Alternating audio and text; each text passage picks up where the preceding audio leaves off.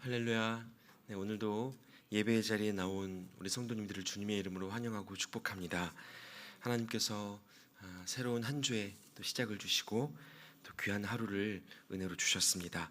말씀과 기도로 하나님과 동행하며 승리하는 한 날 되시기를 축복합니다. 함께 기도하심으로 8월 22일 매일 주심 기도회를 시작하겠습니다.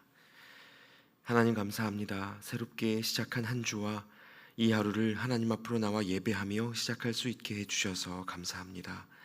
이 시간 각 사람 위에 성령으로 임재하여 주시고 말씀을 통해 하나님의 마음을 배우고 예수님을 닮아가는 은혜의 시간이 되게 하여 주시옵소서. 함께 하시는 주님만 기대하고 의지하오며 예수님의 이름으로 기도하옵나이다. 아멘. 오늘 우리에게 주시는 하나님의 말씀은 고린도 후서 13장 1절부터 13절까지의 말씀입니다. 고린도 후서 13장 1절부터 13절까지의 말씀을 제가 봉독하겠습니다. 내가 이제 세 번째 너희에게 가리니 두세 증인의 입으로 말마다 확정하리라. 내가 이미 말하였거니와 지금 떠나 있으나 두 번째 대면하였을 때와 같이 전에 죄 지은 자들과 그 남은 모든 사람에게 미리 말하노니 내가 다시 가면 용서하지 아니하리라. 이는 그리스도께서 내 안에서 말씀하시는 증거를 너희가 구함이니 그는 너희에게 대하여 약하지 않고 도리어 너희 안에서 강하시니라. 그리스도께서 약하심으로 십자가에 못 박히셨으나 하나님의 능력으로 살아계시니 우리도 그 안에서 약하나 너희에게 대하여 하나님의 능력으로 그와 함께 살리라. 너희는 믿음 안에 있는가 너희 자신을 시험하고 너희 자신을 확증하라. 예수 그리스도께서 너희 안에 계신 줄을 너희가 스스로 알지 못하느냐? 그렇지 않으면 너희는 버림받은 자니라. 우리가 버림받은 자 되지 아니한 것을 너희가 알기를 내가 바라고 우리가 하나님께서 너희로 악을 조금도 행하지 않게 하시기를 구하노니 이는 우리가 옳은 자임을 나타내고자 함이 아니라 오직 우리는 버림받은 자 같을지라도 너희는 선을 행하게 하고자 함이라. 우리는 진리를 거슬러 아무것도 할 수 없고 오직 진리를 위할 뿐이니 우리가 약할 때에 너희가 강한 것을 기뻐하고 또 이것을 위하여 구하니 곧 너희가 온전하게 되는 것이라. 그러므로 내가 떠나 있을 때에 이렇게 쓰는 것은 대면할 때에 주께서 너희를 넘어뜨리려 하지 않고 세우려 하여 내게 주신 그 권한을 따라 엄하지 않게 하려 함이라. 마지막으로 말하노니 형제들아 기뻐하라. 온전하게 되며 위로를 받으며 마음을 같이하며 평안할지어다. 또 사랑과 평강의 하나님이 너희와 함께 계시리라. 거룩하게 입맞춤으로 서로 문안하라. 모든 성도가 너희에게 문안하느니라. 주 예수 그리스도의 은혜와 하나님의 사랑과 성령의 교통하심이 너희 무리와 함께 있을지어다. 아멘. 네, 여러분 오늘 말씀은 지난주부터 묵상해 오셨던 고린도 후서의 가장 마지막 부분에 해당하는 본문입니다. 방금 말씀을 읽으신 것처럼 여러분 이 본문은 바울의 다소 엄중한 권면으로 시작합니다. 바울은 지금 고린도 교회에 세 번째 방문을 앞두고 있습니다. 그 세 번째 방문을 앞서서 이제 가보았을 때 여전히 죄에 머물러 있는 사람들이 있다면 그때는 가만두지 않겠다. 이렇게 강력하게 도전합니다. 고린도 교회 성도들이 머물러 있다고 하는 죄가 무엇이었을까요? 약한 것을 업신여기고 강한 것을 귀히 여김으로 십자가의 가치를 저버리는 것이었습니다. 각자 보기에 옳은 대로 행하여 교회가 갈라지게 했던 것이죠. 그들은 바울의 겉모습을 볼 때에도 그가 가진 질병으로 인해서 약해 빠져 보이는 그 모습이 사도로 여겨지지 않는다고 해서 당신이 하는 말이 하나님의 말씀인 것을 우리가 어떻게 확인할 수 있겠느냐고 물었습니다. 사람의 관점으로 보기에는 별로 능력 있어 보이질 않는 겁니다. 몸은 병이 들었고 등은 굽어서 그가 전하는 말이 하나님의 말씀이라고 확신할 만한 그 증거가 사람들 마음속에 느껴지지 않았다라는 거죠. 물론 그렇습니다, 여러분. 목회자들이 하는 설교에는 때로 하나님의 말씀과 상관없어 보이는 개인의 생각이 섞이는 경우도 있겠습니다. 때로는 듣고 싶지 않고 또 동의되지 않는 그런 설교를 만나게 될 때도 있습니다. 그러나 여러분, 하나님의 말씀에 대한 우리의 믿음은요, 그 말씀을 전하는 사람에게 있지 않습니다. 전하는 자는 부족하고 어설플지라도 그를 통해 말씀하시는 하나님의 음성이 있음을 믿고 하나님께 귀 기울이는 선한 마음으로 우리가 그 말씀을 받는 거죠. 그래서 사람 보기에는 약하고 어리석은 모습이 하나님의 도구가 되어서 성령의 역사를 드러내는 그런 일들이 여러분 성경 속에는 아주 자주 등장합니다.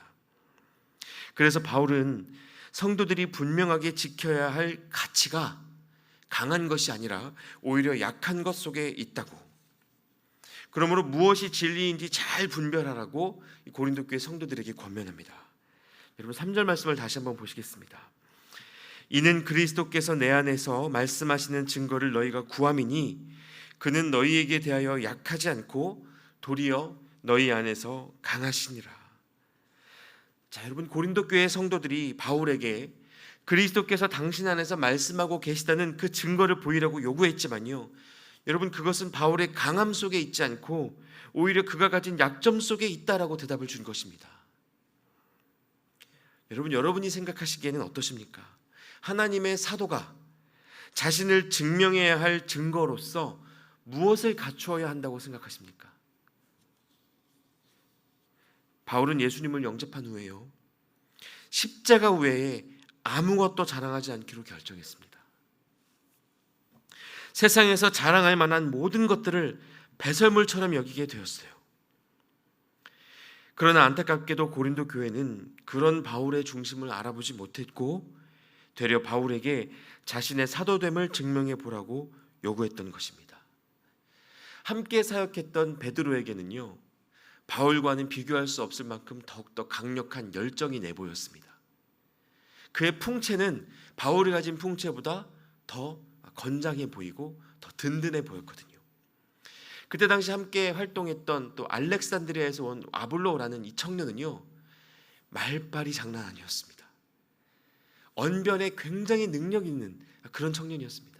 그가 가진 하나님의 말씀에 고린도 교회 성도들이 거의 매혹이 되어서 저 청년이 전하는 말씀이야말로 하나님의 말씀인 것을 알겠다라고 말할 정도였습니다. 그러다 보니 여러분 잘 아시는 것처럼 고린도 교회가 여러 가지 분파로 갈라지게 되었죠.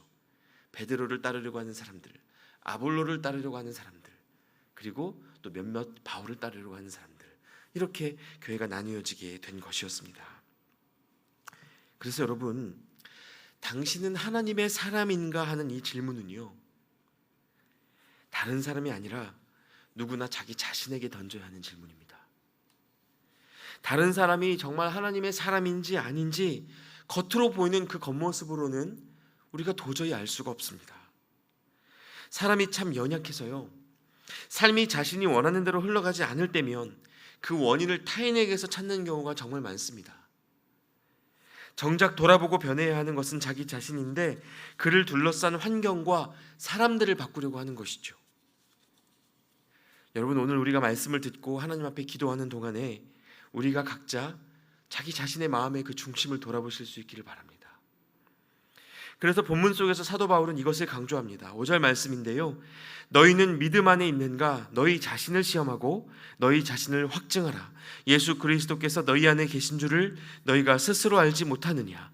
그렇지 않으면 너희는 버림받은 자니라. 여러분, 그렇습니다. 사실 교회에 와서 세례를 받고 신앙의 여정을 걷는 것은요, 어떤 면에서 시작일 뿐입니다. 바울은 우리가 믿음 안에 있는가 언제나 점검하고 확증해야 한다고 말하는데요, 그런데 여러분, 이때 어떻게 확증하는가가 중요합니다. 여러분 기억하십시오. 우리의 믿음은요, 내가 스스로 믿음 안에 있는지 끊임없이 점검하려는 그 태도로 확증하는 것입니다. 내가 정말 예수님을 믿고 있는가 스스로에게 계속해서 질문하고 돌아보는 그 삶의 태도가, 그 겸손이, 하나님 앞에서 두렵고 떨리는 태도로 살아가려는 그 삶의 모습이 우리의 신앙을 증명한다는 말이에요.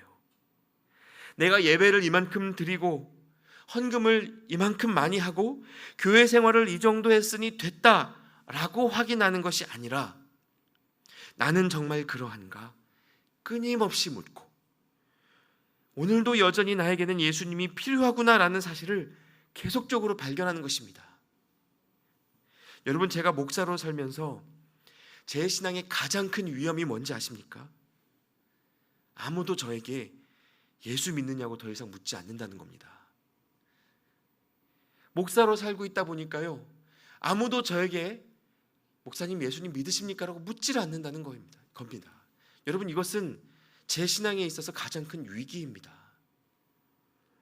교회에 다니고 직분을 받고 나면 어느 순간 누구도 묻지 않는 질문이죠. 여러분, 그러나 말씀은요, 선줄로 생각하는 자는 넘어질까 두려워하라고 분명히 말씀하십니다. 무엇이 하나님 앞에서 우리의 신앙을 증명하는가? 과연 나는 하나님 앞에 온전한 존재로 서 있는가? 끊임없이 묻는 그 태도 하나만이 우리의 신앙을 증명한다는 사실을 여러분 기억하시길 바랍니다.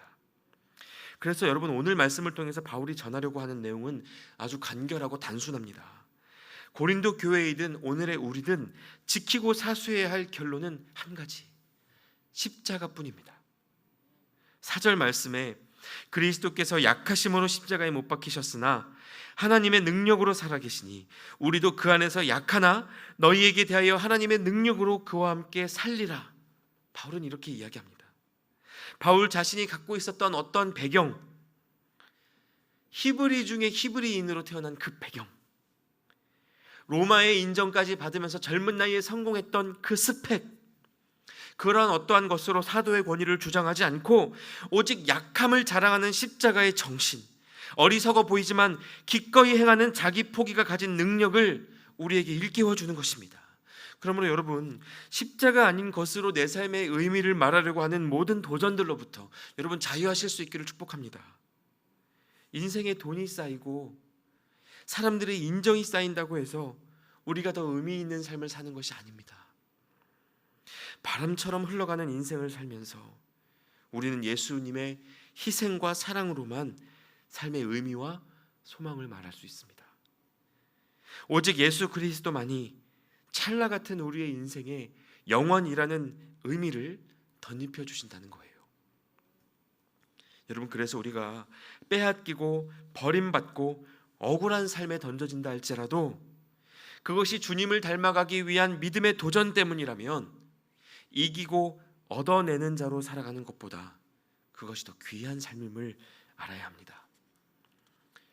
여러분 잘 아시는 것처럼 고린도 교회는요, 성도들이 바울파, 베드로파, 아볼로파 등 여러 분파로 나뉘어서 분쟁을 겪었고 그 외에도 여러 신학적인 문제들로 인해서 의견이 갈라지고 답을 찾지 못한 채 혼란을 겪던 공동체였습니다. 그런 고린도 교회에 바울은 이 긴 편지를 마무리하면서 더 이상 베드로가 어떤 사람이고 바울이 어떤 사람인지, 아볼로가 어떤 사람인지 그런 사람의 어떠함에 주목하지 말아라. 그들 안에서 사람 눈에 흡족한 사도의 스펙을 찾으려고 하지 말고 오직 여러분 안에 친히 살아계신 예수 그리스도께 집중해라라는 이 영적 교훈을 전하기 원했습니다. 여러분 모두가 이렇게 살아가면요, 그 공동체는 반드시 하나 될 수 있습니다. 가정이든 기업이든 구성원들에게 공통된 초점이 생기면 그 공동체는 연합의 힘을 갖게 됩니다. 여러분, 성경이 말하는 연합은요, 모든 사람들이 다 같은 생각, 같은 의견을 갖는 것을 말하지 않습니다. 성경이, 하나님이 우리에게 요구하는 연합은 생각의 일치에 있지 않다라는 거예요. 사람들이 다 똑같은 모습으로 바뀌어서 하나 되는 것이 아닙니다. 모두가 다 다른 성정을 갖고 있지만 그들이 한 하나님을 함께 주목하여 바라볼 때 한 성령님께 붙들림 바 되어 각자의 헌신과 순종을 이어갈 때 서로 다른 그들이 비로소 교회가 되는 것입니다. 여러분, 우리가 물론 이것을 완벽하게 실천하는 것은 아직 참 어렵습니다. 나와 생각이 다른 사람을 만나면 나와 똑같은 생각을 가진 자로 그들을 바꾸고 싶은 것이 우리의 본성입니다. 그러나 여러분, 하나님의 일은 그렇게 이루어져 가지 않는다라는 겁니다. 고린도 교회 이후에 이 세계 교회의 역사를 살펴보면요, 제2, 제3의 고린도 교회가 끊이지 않았습니다. 교회의 역사가 분열의 역사라고 해도 틀리지 않을 만큼 교회는 수많은 문제로 분쟁하고 갈라져 왔습니다. 여러분, 예를 들어요, 여러분 저희 교회가 속한 교단이 대한예수교 장로회 통합교단입니다. 아십니까? 모르는 경우도 많이 계시더라고요. 비슷한 교단으로 대한예수교 장로회 합동이라는 이름의 교단이 있죠. 저희 교회 가장 가까이 있었던 이 도곡교회는 합동 측 교회였습니다. 그러니까 통합과 이 합동이라는 이 두 단어가 얼마나 크게 다른지는 모르겠습니다만 이 두 교단이 갈라지게 된 결정적인 계기가 하나 있었습니다.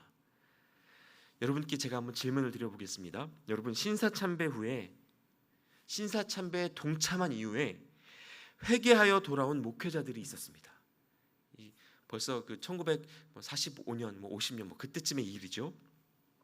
신사참배 후에 회개하여 돌아온 목회자들을 받아들여 줄 것인가, 그렇지 않을 것인가 하는 이 문제.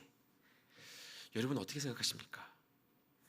신사참배를 강요하는 일제의 핍박 속에 버티지 못하고 순응했던 목회자들, 그렇게 넘어졌던 사도들이 돌아왔을 때 그들을 교회에 다시 받아주는 것이 마땅합니까? 아니면 하나님과 교회를 등지고 배반했던 이들은 함께하지 않는 편이 더 나은 것입니까? 여러분 어떤 생각이 드십니까? 저희 통합 측은요, 받아들여 주기로 결정한 쪽이었습니다. 이와 관련하여 첨예한 의견 대립을 겪었고요, 한 교단이 둘로 나뉘어 통합과 합동이 되었습니다. 여러분 아마도 이건 저희 역시 다르지 않을 겁니다. 이 자리에서 이 문제를 가지고 토론을 열면요, 의견을 하나로 모으긴 쉽지 않을 겁니다. 또 한 가지, 이번에는 조금 더 가벼운 예를 제가 한번 들어드려 보겠습니다. 여러분 교회원에서 찬양할 때 드럼과 같은 시끄러운 악기 사용해도 괜찮으십니까? 아마도 지금의 우리는 이 밴드 합주에 의한 찬양 반주에 많이들 익숙해지신 상태이기 때문에 큰 문제가 되지 않는다고 느끼실 수 있습니다. 그런데 여러분 한국 교회는요, 하나님을 찬양할 때 세상 악기를 써서는 안 된다는 이유만으로도 갈라져 왔습니다. 여러분 요지가 무엇입니까? 사람은 다 연약한 존재여서요, 내 뜻 내세우고 주장하면 우린 결코 하나 될 수 없습니다. 생각의 일치로는 교회의 하나됨을 이루어갈 수 없다라는 거예요.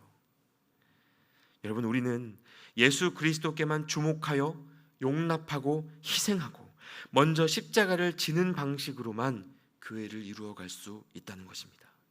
그래서 예수님이 승천하신 이후에 오순절에 성령이 임했을 때 가장 먼저 일어난 일이 무엇인지 아십니까?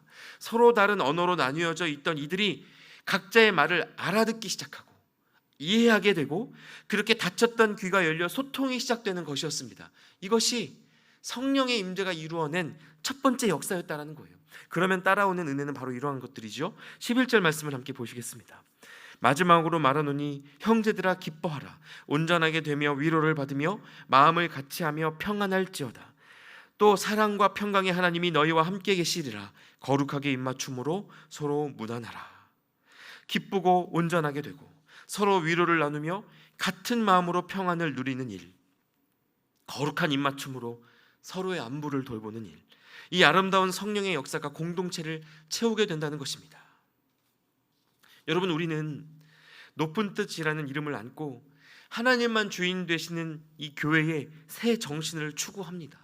우리에게 참 귀하고 아름다운 믿음의 유산입니다. 여러분 그러나 높은 뜻 교회의 정신은 그저 기성교회는 틀렸고 우리는 옳다 하는 정신이 아니죠.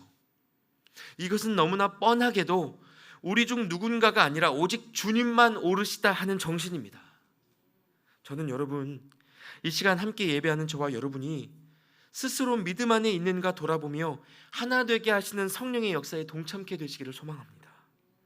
바울의 사도성을 의심하고 확인하고 싶어 했던 그 사람들의 열심보다 우리를 살리시려고 자기 목숨을 아끼지 않고 내어주셨던 예수 그리스도의 열심이 저와 여러분을 붙들게 되기를 축복합니다. 바울의 마음도 그랬습니다. 오늘 말씀의 서두에서 바울이 아주 엄중한 경고로 메시지를 전하기 시작했지만 그의 목적은 사실 성도들을 징계하고 경고하는 것에 있지 않았습니다. 오늘 말씀 10절을 세 번역으로 보시면 그 마음이 잘 드러났는데요, 제가 한번 읽어드리겠습니다. 내가 떠나 있는 동안에 이렇게 편지를 하는 것은 내가 가서 주님께서 주신 권한을 가지고 사건들을 처리할 때에 너무 엄하게 대할 필요가 없게 하려는 것입니다. 이 권위는 여러분을 넘어뜨리라고 주신 것이 아니라 세우라고 주신 것입니다. 여러분, 바울이 이렇게 이야기합니다. 성도들을 살리고 돕고자 하는 사랑, 이것이 바울이 가진 본심이었다라는 거죠. 고린도 교회 성도들이 각기 다른 목소리로 어지럽게 되고 심지어 그 교회를 세운 사도 바울의 사도성까지 의심하고 추궁하기에 이르렀지만 바울은 그들이 끝까지 하나님 보시기에 온전한 공동체로 세워지기를 구했던 것입니다. 그래서 이 편지의 맺은 말에서 우리가 흔히 축도의 문구로 사용하고 있는 문장들로 이 고린도 교회를 축복하며 기도하는데요, 예수 그리스도의 희생과 그것으로 드러난 하나님의 사랑, 그리고 지금도 우리 안에 계시고 도우시는 성령의 역사가 그 교회 안에 끊어지지 않기를 간구합니다. 여러분, 이 축복의 문구는 고린도 교회를 향한 바울의 마음일 뿐만 아니라 오늘 저와 여러분을 향한, 우리 교회를 향한 하나님의 마음이기도 합니다. 무엇이 진리인지 혼란스럽고 내 곁에 있는 이들이 하나님의 사람인지 의심이 들고 어지러울 때 여러분, 우리의 초점을 곧바로 하나님께로 되돌리시길 바랍니다. 그리고 오늘 내가 믿음 안에 있는지 생각하면서 묵묵히 나의 십자가를 감당하실 수 있길 바랍니다. 약함 가운데 온전히 드러나는 그 하나님의 능력이 오늘도 저와 여러분 가운데 함께 하실 것입니다. 기도하겠습니다. 하나님, 이 시간 우리에게 말씀해 주셔서 감사합니다. 고린도 교회의 성도들이 바울에게 사도성을 증명해 보라 요구했던 것처럼 어쩌면 세상은 우리에게도 너의 하나님을 증명해 보라 요구합니다.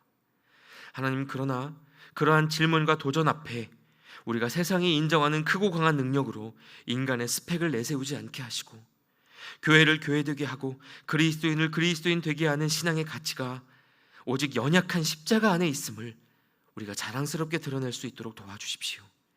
내가 과연 믿음 안에 있는가 나 자신에게 먼저 묻고 지체들을 귀히 여기며 용납함으로 하나님의 소망이 담긴 교회를 이루어갈 수 있도록 함께하여 주시옵소서. 예수 그리스도의 이름으로 기도하옵나이다. 아멘. 계속해서 각자의 기도 제목으로 기도하며 하나님 앞으로 나아가도록 하겠습니다.